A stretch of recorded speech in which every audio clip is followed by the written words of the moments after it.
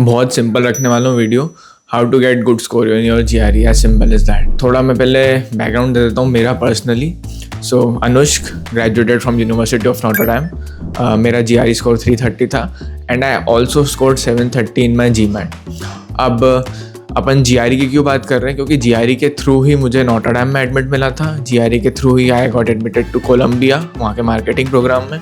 I also got admitted to university of Michigan masters in management programme. ठीक है, इसलिए अपन GRE पढ़ें, क्योंकि GRE यूजुअली US में सारी यूनिवर्सिटीज़ में अच्छी, अगर आपको स्कॉलरशिप चाहिए या अच्छी यूनिवर्सिटी चाहिए, तो अगर आपका GRE स्कोर अच्छा है तो it makes your profile stand out. और इसके अलावा अगर आपका बैकग्राउंड अच्छा नहीं है, लेट्स से आपका अंडरग्रेड CGPA अच्छा नहीं था, तो आप GRE देके वो कॉम्पनसेट कर सकते हो। सिंपल बात, बहुत ईजी है। CGPA आपका कम था, GRE में अच्छे मार्क्स लिया है, यूनिवर्सिटी को लगेगा ओ ये बच्चा स्मार्ट है, क्योंकि इसको प्रॉबेबली कुछ इशू रहा होगा बैचलर्स में जिसमें वो नहीं पढ़ पाया, बट अब अच्छे मार्क्स ला पा रहे। मेरी प्रोसेस बता देता हूँ, फिर मैं आपके लिए सजेस्ट करूँगा क्या करना है। तो भाई मैं जब GRE पढ़ रहा था तो आई वॉज वेरी फोकस्ड कि मुझे GRE में फोड़ना है, बस ये ध्यान था मेरा। अब मैंने GRE GMAT दोनों क्यों दिया वो किसी दिन बाद में बताऊँगा आपको, बट स्पेसिफिकली GRE में अच्छे मार्क्स कैसे लाएं आज अपन उस पर बात करते हैं। सबसे पहले आँख बंद करके gregmat.com का सब्सक्रिप्शन ले लो। 2 महीने का प्लान उसका फॉलो करना है आपको। और स्पेसिफिकली 2 महीने के प्लान की क्यों बात बोल रहा हूँ, क्योंकि वो हर चीज़ उस प्लान में देखो ऐसा लेड आउट है कि 2 महीने का date wise plan laid out है। डेट वाइज मतलब क्या, अगर आप आज से स्टार्ट कर रहे हो तो आज आपको क्या क्या करना है, कौन कौन से वीडियोस देखने हैं, और उसमें फिर कौन कौन सी बुक्स उठा के कौन कौन से क्वेश्चन सॉल्व करने हैं, फिर उस वीक आपको कौन से वर्ड्स लर्न करने हैं, सारी चीज़ें लेड आउट है। GRE में यूजुअली इंडियन स्टूडेंट्स को वर्बल ज़्यादा टफ बनता है, तो अपन पहले वर्बल से स्टार्ट करते हैं कि वर्बल में अच्छे मार्क्स कैसे लाएं, फिर अपन पॉइंट पे जाएंगे। ग्रेगमैट का आप अगर फॉलो करोगे तो वर्बल में वो अच्छे मार्क्स दिलवा देगा, कोई इशू नहीं है। बट उसमें भी अगर आपको इशू आ रहा है तो मैं 2-3 चीज़ें सजेस्ट करूँगा जो अपने एंड से आप एक्स्ट्रा कर सकते हो। मैंने करा था तो मैं जब भी ड्राइव पे जाता था, ड्राइव पे मतलब मैं अगर कार चला रहा हूँ, मैं कहीं पे भी लॉन्ग डिस्टेंस जा रहा होता था, मैं कुछ पॉडकास्ट थे जो सुनता था। एक निक स्नैक फॉर नियोलॉजिज्म था, वो अभी मेरे ख्याल से यार स्पॉटिफाई पे तब अवेलेबल था, अब आपको ढूंढना पड़ेगा कहाँ मिलेगा वो।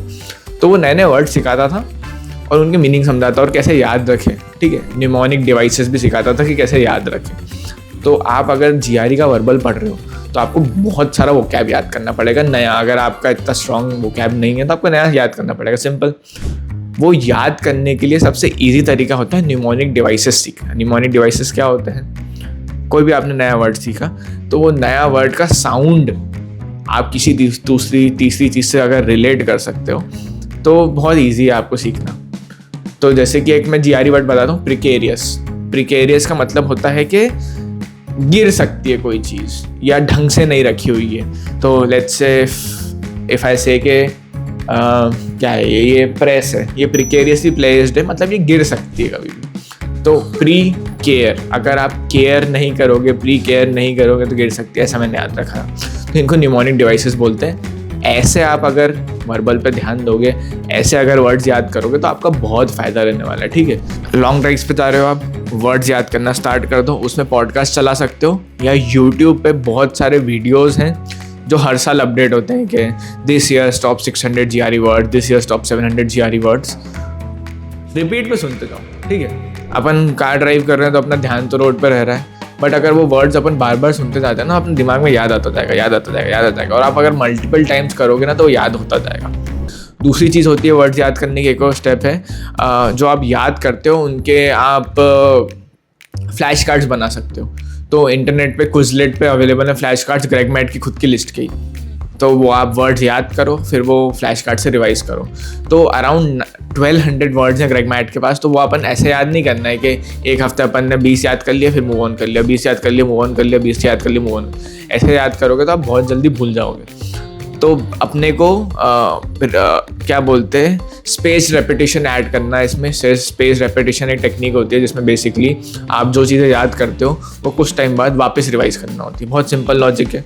तो लेट्स से अपन ने 2 हफ्ते में 200 वर्ड याद करें, फिर अपन आगे जाने की जगह वापस नेक्स्ट हफ्ते सिर्फ वो वर्ड्स रिवाइज करें, फिर अपन आगे बढ़ें।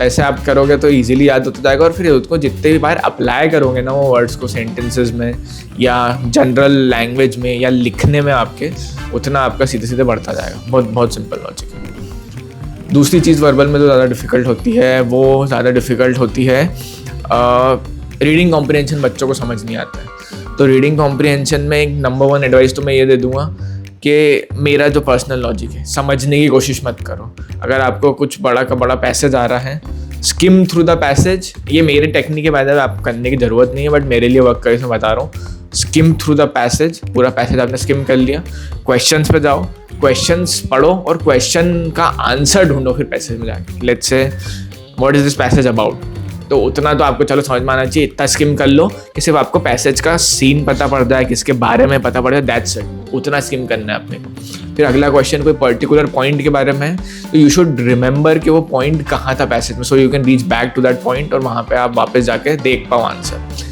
याद करने की ज़रूरत नहीं है, पूरा रटने की ज़रूरत नहीं पैसेज। ऐसे करोगे तो आपका टाइम भी बचेगा, ठीक है। मेरे लिए वर्क करा था, अब आपके लिए I don't know if it would work for you.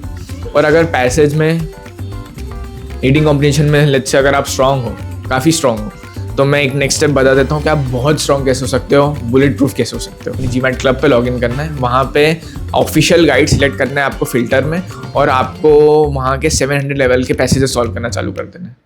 वो आप सॉल्व करोगे यही सेम टेक्निक लगा के, तो आपको GRE के पैसेजेस बहुत ईजी पढ़ने वाले हैं, as simple as that. And यहीं पे मेरा पॉइंट आता है कि मैं यूजुअली बच्चों को GRE देने सजेस्ट करता हूँ। आप GMAT GRE दोनों दे सकते हो by the way for your batch, for your masters. Business school में भी अगर आपको जाना है तो भी आप GRE दे सकते हो, और बिजनेस स्कूल में नहीं जाना है तो GRE देना ही देना है, ठीक है। लोग बोलते हैं कि GMAT भी तो दे सकते हैं, हाँ GMAT दे सकते हैं, कोई इशू नहीं है, बट यूजुअली अगर आपका परसेंटाइल GRE GMAT में सेम है तो बिजनेस स्कूल आप में डिफ्रेंसिएशन नहीं करता है, और GRE यूजुअली इंडियन स्टूडेंट्स को ज़्यादा ईजी पड़ता है, तो इसलिए मैं बोलता हूँ GRE दे दिया करो, ठीक है। अब अपन कॉन्ट पे आ जाते हैं। कुछ बच्चे कॉन्ट में भी वीक होंगे। कॉन्ट में वीक होने का बहुत सिंपल लॉजिक है, जितने ज़्यादा आप क्वेश्चन सॉल्व कर सकते हो, और कोई इसका ऑल्टरनेटिव नहीं। 1000 क्वेश्चन, 2000 क्वेश्चन, 3000 क्वेश्चन, 4000 क्वेश्चन, जितने क्वेश्चन सॉल्व कर सकते हो करो। ग्रेगमेट आपको एक टॉपिक पढ़ाएगा, फिर वही टॉपिक आपको कहाँ कहाँ की बुक्स में प्रैक्टिस करना है वो लिखा रहेगा।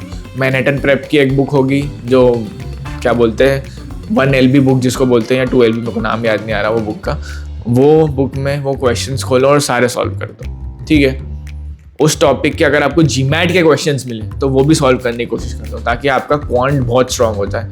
और मैंने एक टेक्निक यूज़ करी थी जब मैं प्रिपेयर कर रहा था, अगर आपके लिए वर्क करे तो वेल एंड गुड, नहीं करती तो कोई बात नहीं। सो मैं पेन पेपर पे सॉल्व नहीं करता था, मतलब जब तक मेरे आखिरी 15 दिन नहीं बचे थे मैंने पेन पेपर पे कुछ सॉल्व नहीं करा था, मैं सब मेंटली करता था।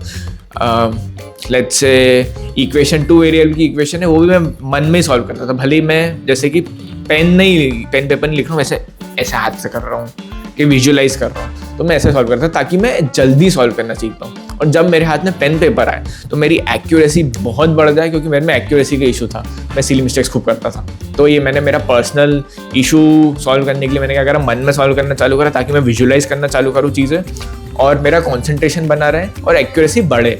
जैसे मैं पेन पेपर उठाऊँ तो वो मेरे लिए बहुत ईजी हो जाए। मेरे लिए वर्क करा ये बहुत ईजीली। स्टिल मैंने फाइनल एग्जाम में कुछ सिली मिस्टेक्स करी, बट अगेन बेटर हुआ मेरा एक्यूरेसी। तो मैंने ऐसे प्रैक्टिस करी थी कि सब मैं वर्बली करता था, मन में करता था, फिर पेन पेपर बाद में उठाया था, 15 दिन बचे थे। अब सबसे इंपॉर्टेंट चीज़ बता देता हूँ, आपके GRE एग्जाम में स्कोर कैसे इंप्रूव होने वाला है। आपको मॉक्स देने हैं, 1 महीने की पढ़ाई करो ग्रेगमेट की पूरी, और मॉक दो, उसमें गलतियाँ देखो क्या क्या हो रही है और फिर उन पे ज़्यादा फोकस करो, क्योंकि 1 महीना बचा है। 2 महीने के एंड पे वापस मॉक दो, फिर एग्जाम बुक करो। लेट्स अगर आपका मॉक में 320 स्कोर नहीं आ रहा है और आपको 320 चाहिए फाइनल एग्जाम में, तो फाइनल एग्जाम बुक करने की कोई ज़रूरत नहीं है, क्योंकि अगर आपका मॉक में नहीं आ रहा है तो फाइनल एग्जाम में नहीं आएगा। बहुत सिंपल लॉजिक है, ठीक है। ये गलती मत करना कि अरे मॉक में तो 310 है, मैं फाइनल एग्जाम में 320 लूँगा, नहीं ला सकते आप। एक्सेप्शंस होते हैं बट ऐसे वर्क नहीं करता। 320 आपके मॉक में नहीं आया, उसका कोई रीज़न है, ठीक है। और मॉक सिर्फ अपने को ऑफिशियल सॉल्व करने हैं, ऑफिशियल के अलावा अपने को बाहर कहीं नहीं जाना है। ग्रेगमेट अगर सॉल्व करवाए बाहर के तो नहीं करने अपने को, तो भी मैथ्स के क्वेश्चन कर सकते हो, वर्बल के नहीं करने। ग्रेगमेट पहले सिर्फ वर्बल कराता था ऑफिशियल गाइड से और ऑफिशियल चीज़ों से, अभी मना कर देगा तो उसको बोलना कि नहीं भाई अपने को सॉल्व नहीं करना, सिर्फ ऑफिशियल डॉक्यूमेंट्स यूज़ करने, अपने को ऑफिशियल चीज़ें यूज़ करनी है। कोई मैनहट्टन प्रैप यूज़ नहीं करना, कोई मगूश यूज़ नहीं करना, कोई भी और कुछ यूज़ नहीं करना है अगर वो ऑफिशियल नहीं है तो, ठीक है। ये सारी चीज़ें करो आप। और AWA की बात कर लेते हैं, सॉरी मैं वो स्किप करने वाला था। AWA में ज़्यादा मार्क्स लाने की ज़रूरत नहीं है, वो ग्रेगमेंट बता देगा आपको कि भाई कैसे 3.5 स्कोर करना है। 3.5 ले आओगे तो इट्स मोर देन इनफ, ठीक है, उससे ज़्यादा आने की कोई ज़रूरत नहीं है। तो अपन एक बार समराइज़ कर लेते हैं पूरा का पूरा वीडियो। ग्रेगमेट फॉलो करो, वर्बल आपको प्रिपेयर करने के लिए उसकी लिस्ट फॉलो करनी है। उसके बाद आपको खुद से पैसिवली समझना है, याद करना है, स्पेस रेपिटेशन करने हैं वर्ड्स के। उसके बाद रीडिंग कॉम्बिनेशन नॉर्मल सीखना है, और फिर उसके बाद GMAT पे जाके और हाई लेवल सीखना है। GMAT क्लब पे जाके 700 double questions. Error log maintain करना है, जिसमें आप जो गलतियां कर रहे हैं वो रिपीट नहीं करें, ताकि वो आपको, क्योंकि आपको लिखना है, वो लिख के रखोगे तो अगली बार याद रहेगा कि वो सेम गलती मैंने वापस कर दी, वो नहीं करनी है अपने। क्वांट में it should be very easy very easy to follow these steps. Quant में क्वेश्चन सॉल्व करो अनलिमिटेड, जितने कर सकते हो। तो नया कंसेप्ट समझा, अनलिमिटेड क्वेश्चन सॉल्व करें। विजुलाइज करना है तो मन में सॉल्व करो, तो एक्यूरेसी बढ़ सकती है, may be not, again I don't know. और आपका जो वाइट बोर्ड है, अगर आपको उससे प्रिपरेशन स्टार्ट करनी है, साथ में प्रैक्टिस करनी है, तो वो भी कर सकते हो, ठीक है। और भी कुछ क्वेश्चंस हो तो मेरा व्हाट्सएप ग्रुप है, मेरा इंस्टाग्राम चैनल है, सब जगह रीच आउट कर सकते हैं। और if you want to get into top universities in the US, तो हम उसमें तो हेल्प कर ही सकते हैं। अच्छा GMAT GRE स्कोर ले आओ, आप GMAT GRE स्कोर ले आओ, बाकी हम सारा काम देख लें, ठीक है। चलो ओके, बाय, मिलते हैं।